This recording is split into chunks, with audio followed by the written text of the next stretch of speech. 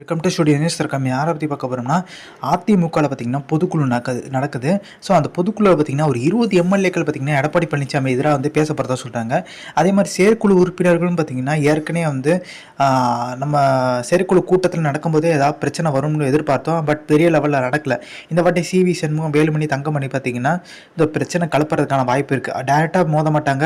நிர்வாகிகளை வச்சு பார்த்தீங்கன்னா ஒரு எடப்பாடி பழனிசாமி நெருக்கடி கொடுப்பாங்க. அது கூட சமாளிக்க ஒரு 2000 சிறப்பு அழைப்பாளர்னு சொல்லிட்டு பார்த்தீங்கன்னா எடப்பாடி பழனிசாமி அழைப்பு கொடுத்துருக்கதா சொல்கிறாங்க. அவங்கெல்லாம் பார்த்தீங்கன்னா அதிமுகவில் இருக்காங்களோ இல்லையோ எடப்பாடி பழனிசாமிக்கு ஆதரவாக செயல்படுவாங்க. ஏதாச்சும் நிர்வாகிகள் திறக்கும்போது அப்படியே அவங்கள தட்டி உட்கார வச்சு அடி கொடுத்துட்டு அப்படியே உட்கார வச்சுருவாங்க. இதுதான் அவங்க வேலையே. அப்போ எடப்பாடி பழனிசாமி எல்லாத்துக்கும் தயாராக தான் இருக்காரு. ஸோ சில தீர்மானங்கள் 2 சட்டமன்ற தொகுதிக்கிற மாவட்ட செயலர்கள், அதாவது மாவட்ட செயலாளர் பவரை கட் பண்ணுறது, இன்னொன்று பார்த்தீங்கன்னா 2026 முதலமைச்சர் வேட்பாளர் நான் அப்படின்றது மாதிரி, அப்புறம் இராந்திர பொதுச் செயலாளர் பார்த்தா நான் அப்படின்ற மாதிரி ஒரு விஷயத்தை கொண்டு போகிறோம். இதெல்லாம் தீர்மானம் கொண்டு வந்தாலும் நேற்று ஒரு வழக்கு வந்துருந்துச்சு.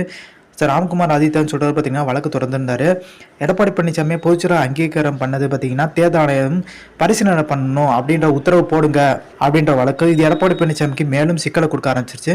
ஏன்னா இரட்டை இலை விஷயமா ஓபிஎஸ்ட ஆலோசனை பண்ணி தான் பார்த்தீங்கன்னா முடிவெடுக்கணுன்ற மாதிரி தேர்தல் ஆணையத்துக்கு சொன்னோன்னே எடப்பாடி பழனிசாமிக்கு அதிர்ச்சி. மேலும் டெல்லியோட ஆதரவு பார்த்தீங்கன்னா ஓபிஎஸ்க்கு எடப்பாடி பழனிசாமிக்கு மேலும் சிக்கல்ன்றாங்க. ஸோ இந்த இன்ஃபர்மேஷன் பிடிச்சா like, share, subscribe. Thanks for வாட்சிங் திஸ்.